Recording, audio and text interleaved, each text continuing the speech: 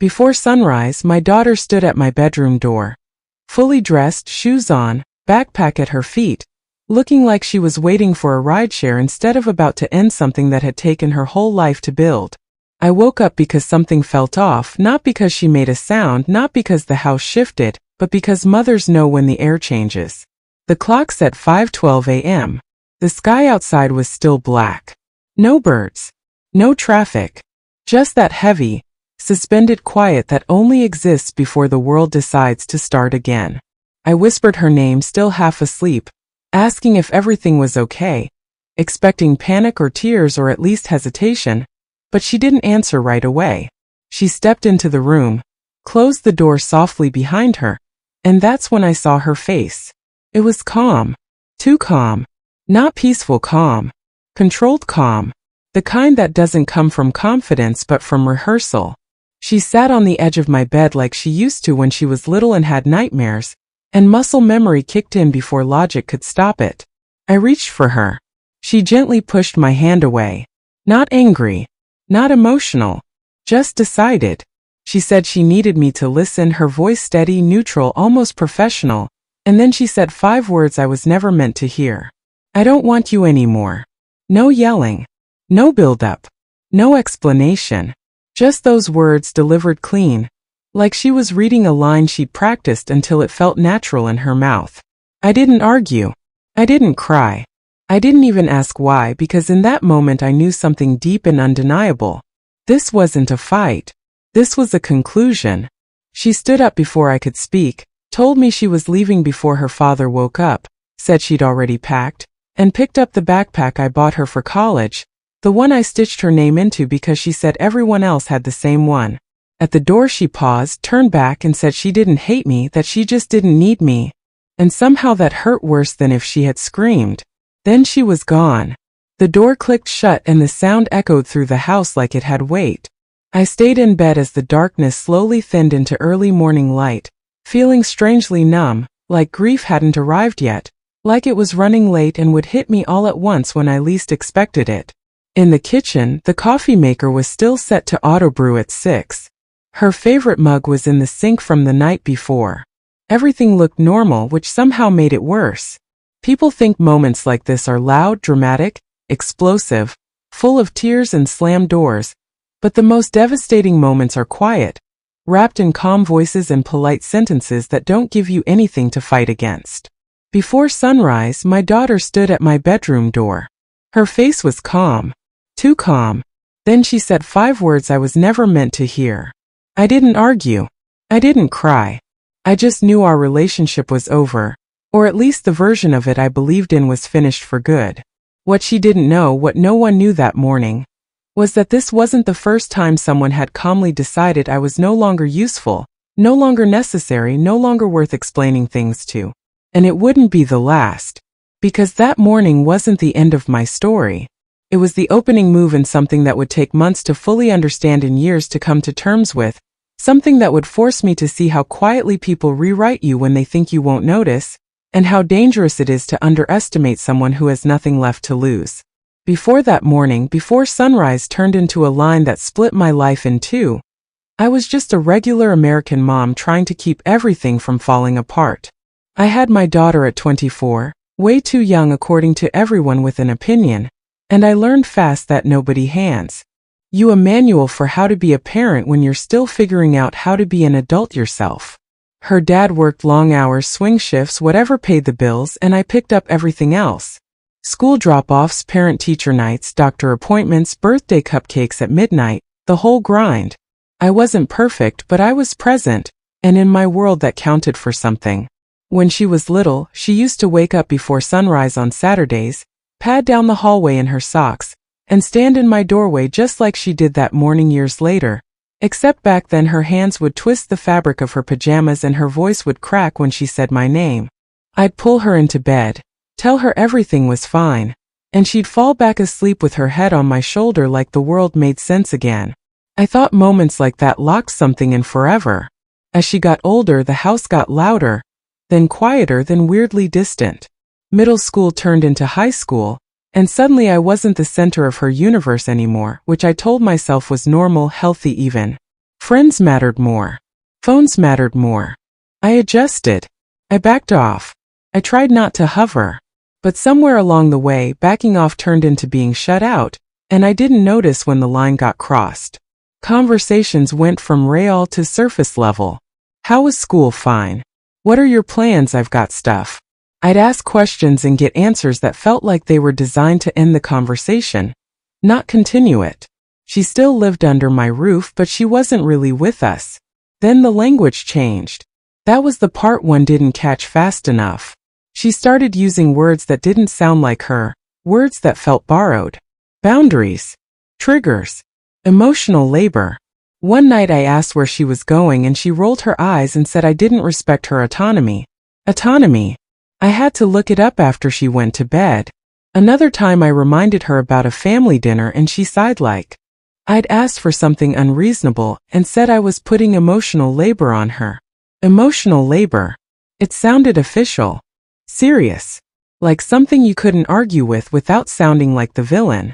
Every time I pushed back, even gently, I could feel myself being slotted into a role I didn't recognize. The controlling mom. The out-of-touch parent. The woman who didn't get it. I told myself it was just a phase that she'd circle back, that kids always do. But the distance kept growing and the calm started showing up more often. Not peaceful calm. That same controlled calm I'd see later before sunrise. The calm of someone who already believes they're right. The night before she left, we barely spoke. She came home late, moved around the kitchen, and I assumed she was grabbing a snack or doing homework. I didn't know she was packing. I didn't know she had already decided. So when she stood there at my bedroom door the next morning, calm, composed, and ready, it felt sudden to me, but it hadn't been sudden to her at all. That's the thing nobody tells you. By the time someone cuts you off cleanly, they've been saying goodbye in their head for a long time. What I didn't understand yet was how she got from normal teenage distance to waking her mother before sunrise and ending things like a business transaction. That kind of certainty doesn't come out of nowhere. Someone had helped her get there. Someone had given her a story where I was the problem, and she was finally brave enough to walk away. And the more I thought about it, the more I realized this wasn't just about me losing my daughter. It was about who had been quietly rewriting me, while I was still trying to show up the same way I always had. The truth didn't hit me all at once. It leaked in piece by piece, the way bad news usually does, through offhand comments and half-finished sentences that weren't meant to land as hard as they did. The house stayed quiet after she left, not peaceful quiet, but staged quiet, like a place that had already been processed for memories. Her room was spotless, walls bare, bed made tight, like she checked out of a hotel and didn't want to leave a trace. That was my first clue. You don't leave that clean unless you've been planning to disappear. I sent her one text that afternoon, just one, asking if she was safe. She replied hours later with a simple yes and asked me not to worry. No address. No explanation. Polite distance. That's when it started sinking in that I wasn't part of her future anymore. At least not the version she'd chosen. I replayed the past year over and over, searching for the moment I'd crossed some invisible line, but all I found were those same borrowed words, those rehearsed phrases that sounded like they came from somewhere else. Then a mutual friend let something slip over coffee, nothing dramatic, just a casual mention that my daughter had been talking to someone online, a life coach, someone who helped young adults separate from toxic dynamics. Toxic. That word explained everything. Once someone labels you toxic, they don't have to listen to you anymore. Apparently this woman wasn't a licensed therapist, just someone with a big following and a clean message about reclaiming your power. My daughter had found her through social media, through videos that talked about cutting off negativity and choosing yourself, and at first it sounded harmless, even healthy. But the more I learned, the clearer it became that this wasn't about healing. It was about reframing. Every story my daughter told about her childhood got filtered through this new lens. Normal rules became control. Concern became intrusion. Sacrifice became manipulation. In that version of events, I wasn't a mom who showed up. I was a weight she'd been carrying. I started to recognize the language because I'd heard it before, coming out of my daughter's mouth like it belonged there. She'd been practicing the calm, practicing the certainty, practicing the 5 words she'd eventually say before sunrise. I imagined her sitting somewhere else, telling our story to someone who nodded along, validating every frustration, encouraging distance, reinforcing the idea that walking away clean was strength. That's how calm gets built. Not overnight, but through repetition. By the time she stood in my doorway, she wasn't nervous because she believed she was doing the right thing. And I realized something else that hurt in a quieter way. The calm wasn't just for her. It was strategic. She knew if she stayed calm, I wouldn't have anything to grab onto. If I cried, she could label it manipulation. If I argued, she could call it control. If I begged, she could say I was proving her point. So I did none of it. I stayed quiet. And silence messes with people who expect a fight. Weeks went by, then months, and through secondhand updates I learned how she talked about me now, how she framed our relationship to justify the cut. I was clingy, overbearing, unremarkable. A phase of her life she'd outgrown. Stung, but it also woke something up in me. Because while she was busy believing she'd closed the book, I was finally seeing the full picture. I wasn't just losing my daughter. I was being rewritten out of her story in a way that made everyone else comfortable with it. And here's the thing about being underestimated like that. People stop watching you. They assume you're done. They assume you're small. What no one realized yet was that losing my role didn't break me. It stripped me down. And when you're stripped down, you start seeing clearly. You start noticing patterns. You start understanding how power actually works. That calm morning before sunrise didn't end my influence. It shifted it. And while my daughter thought the story was finished, I was just getting to the part where I stopped trying to be understood and started paying attention. The quiet hit first. Not loud. Not dramatic. Just a hollow echo in the room she'd left behind. Her backpack, her shoes, the subtle scent of her shampoo still lingering in the hallway. It all reminded me she was gone. Her calm face before sunrise, those 5 words repeated in my head like a mantra. I don't want you anymore. I didn't argue. I didn't cry. I just felt the hollow. Weeks passed. Days blurred together. The kind of emptiness that doesn't scream. It whispers. And then something shifted. Not her. Me. I stopped waiting for her to come back. I stopped hoping for apologies or explanations. I stopped thinking about what I could have done differently. I began noticing details I'd ignored before. Little patterns of influence, conversations that didn't sit right, moments where her world had been shaped by someone else. It wasn't just silence, it was a lesson. I started paying attention. I started watching. Who were the people in her orbit? What words had been repeated enough that she believed them? What narrative had been written for her that framed me as the villain? And as I studied it, I realized something important. They underestimated me. Always had. Because when you're underestimated, people assume weakness. They assume compliance. They assume you'll crumble quietly. But being underestimated is an advantage if you know how to use it. I started small, observing patterns online, listening to mutual friends, piecing together her timeline. She had planned this exit meticulously, but meticulous planning has cracks. And cracks are where you begin to build leverage. I didn't need to confront her yet. Not now. That would come later. Right now, I was building understanding. And understanding is power. It's a quiet, patient engine. Every day I collected data. Every week I noted shifts, statements, choices. Every month, the outlines of the story that had been planted became clear. They thought they were closing the book. They thought she had made the decision entirely on her own. They thought I would never notice. And that's the irony, they gave me everything I needed to prepare. I could see her certainty, her calm, her rehearsed 5 words, and I could trace them back to the hands that had shaped them. It was a slow burn but a necessary one. I wasn't just going to react, I was going to act. And act on my terms. Calm. Controlled. Intentional. The way she had been that morning. Only now I had insight they didn't expect. And insight is dangerous when underestimated. That calm, hollow morning before sunrise didn't take me down. It stripped me of illusions, and the world looked sharper through that clarity. I could see the gaps. I could see the narrative threads. I could see exactly how she'd been guided into saying those words. And I started planning, not out of revenge, not out of anger, but because now I understood what had been done and who had done it. Every carefully chosen word, every pause, every calculated moment of calm that she had wielded against me, I catalogued. I prepared. And I waited. Because the real shift wasn't going to be in shouting matches or tears. The real shift was going to be in strategy, in timing, in the perfect moment where understanding meets action. She had made her move.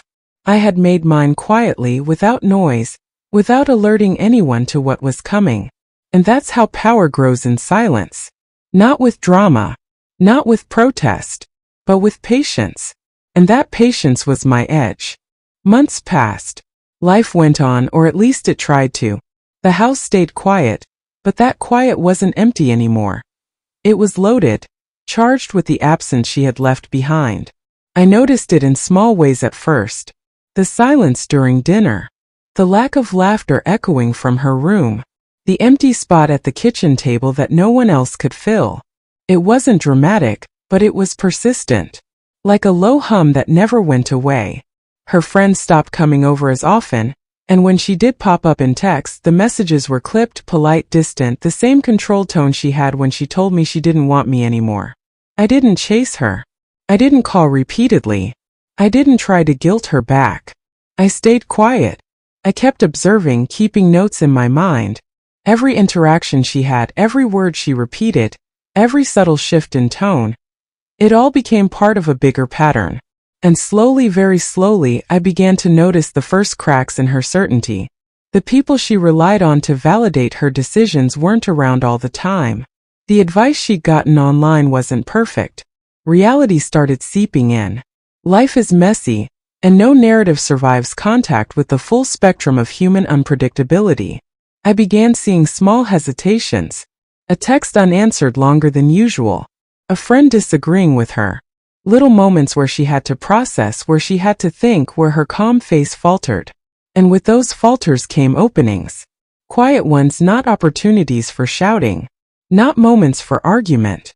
Moments to act subtly, intentionally, without revealing everything I knew. I reconnected with the life I had set aside. The parts of me that had been quieted while she had been growing up. My work, my friendships, my passions. I strengthened my network. I sharpened my own understanding of people, of influence, of timing. And every day I held space for her. Not to chase. Not to beg. Not to plead. But to be ready. Because the calm she had wielded that morning before sunrise had been a weapon. But weapons are only as strong as the person holding them. And when you underestimate someone, when you think they're still the same as before, you leave gaps. I was filling those gaps quietly, methodically. And the cracks started to show. Little things. The hesitation before she spoke. The uncertainty creeping into decisions she had made confidently before. I could see it. I could feel it. The very foundation of her calm was weakening, bit by bit, as life collided with the story she had been told. She didn't know it yet, but she had left me more than space. She had left me clarity, perspective, and patience. And patience is the engine of delayed satisfaction. The same engine that drives stories worth telling. That calm face before sunrise, the 5 words I was never meant to hear, the backpack at the door, it had all set the stage. And now the stage was ready for the next act. The act where what she thought was finished would start to unravel. Where the quiet strength I had been building would meet the cracks in her certainty. Where the story she had rehearsed for months would begin to collide with reality. And that collision, when it came, wouldn't be loud. It would be precise. Controlled. Calm. The kind of calm that leaves people realizing too late that they misjudged someone they thought they could erase. By now I had learned one thing. You don't confront people who've erased you head-on. That's rookie stuff. You move like a shadow. You act like the quiet observer who knows everything and says nothing. Every interaction became a data point. Every word, every pause, every emoji in a text, every story repeated to friends. It all went into my mental ledger. I noticed her routines, her new habits, the way she phrased sentences to sound grown-up, independent, untouchable. And I started planting little seeds of influence carefully, almost invisibly. A message here. A chance conversation there. Stories of people she respected subtly reminding her of values I had instilled long ago. Nothing forced. Nothing obvious. Just reminders that the foundation she thought she'd abandoned wasn't gone. It was still there. And the cracks? They widened. She hesitated before answering questions she used to respond to automatically. She questioned small decisions. She second-guessed phrases she'd used confidently. That calm, too calm face she showed me before sunrise? It faltered in private moments. Little things almost imperceptible but enough for someone paying attention. I didn't act out of revenge. I acted out of awareness. I understood that power lies in the patient, in the one underestimated, in the one everyone assumes has no play left. Every day I learned more about the external influence that had guided her. The online coach. The friends who echoed the same ideas, the narratives that made me the villain.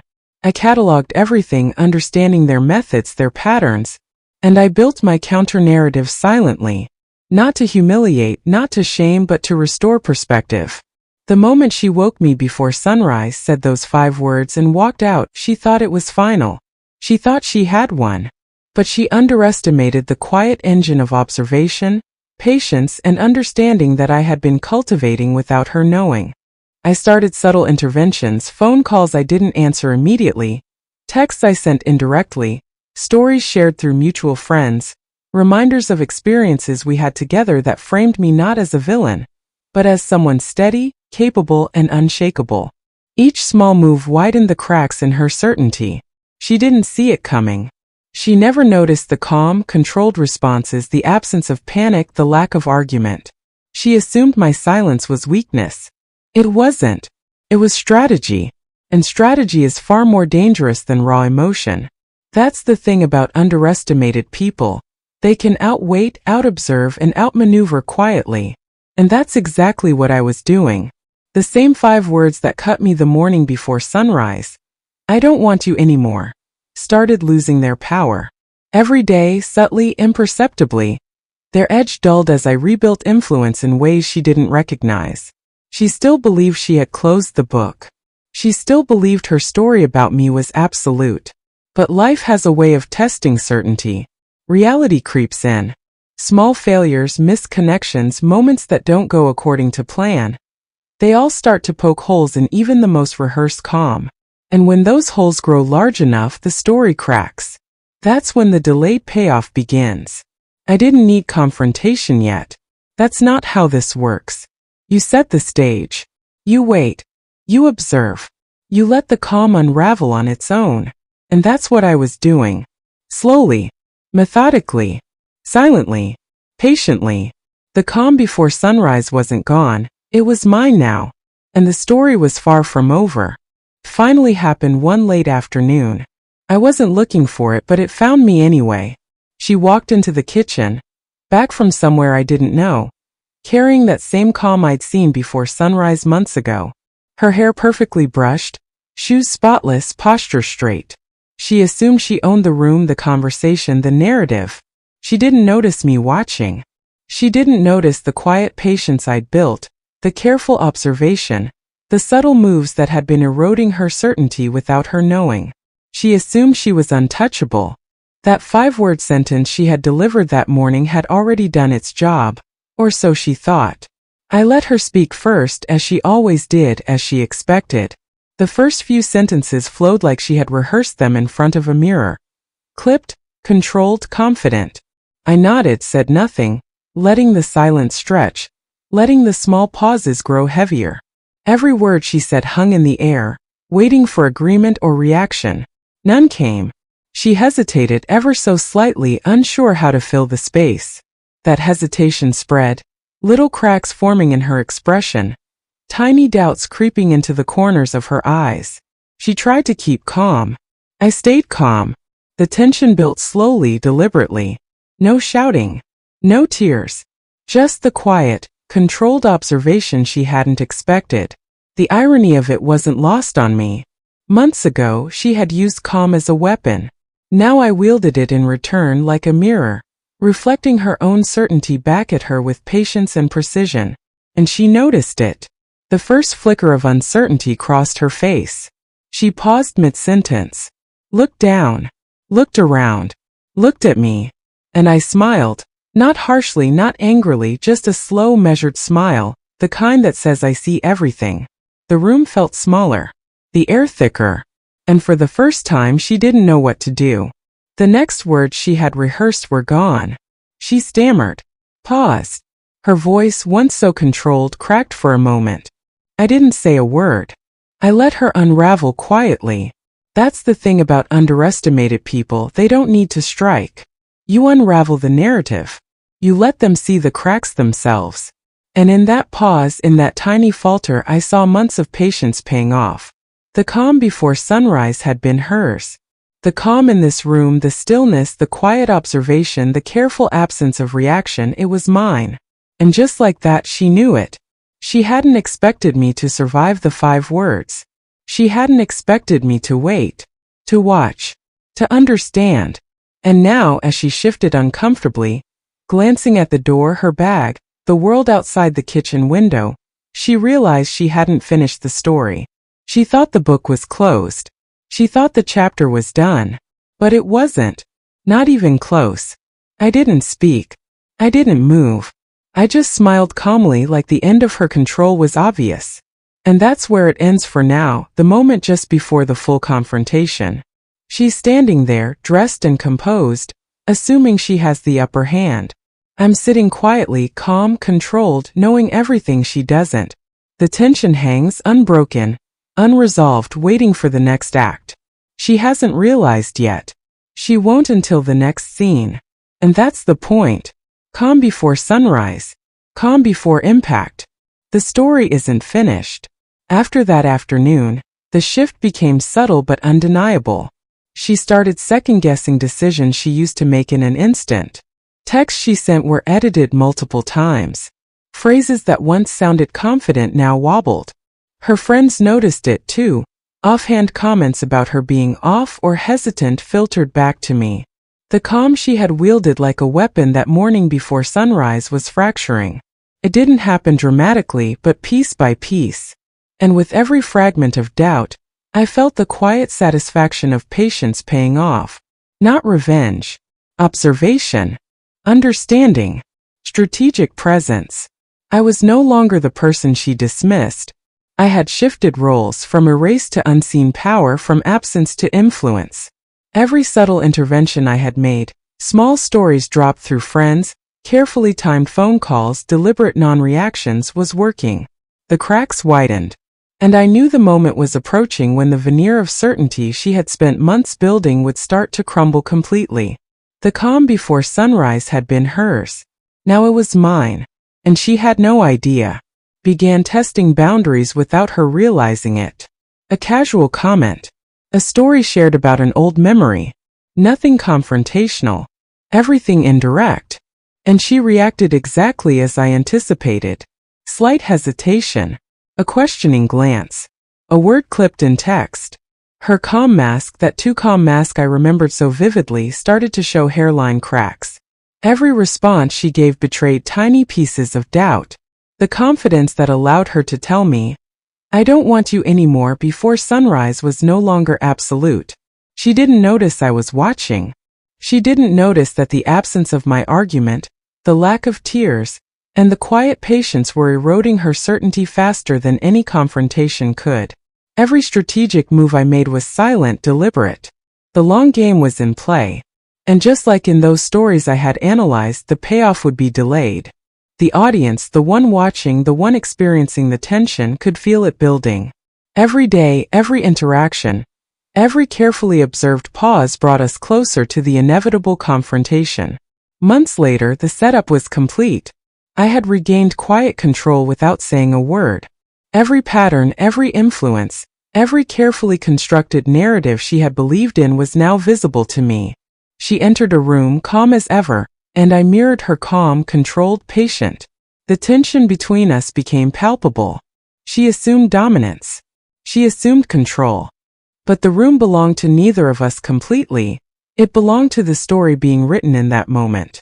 Every subtle pause, every unspoken observation, every flicker in her eyes worked in my favor. She hadn't realized that calm is a weapon too.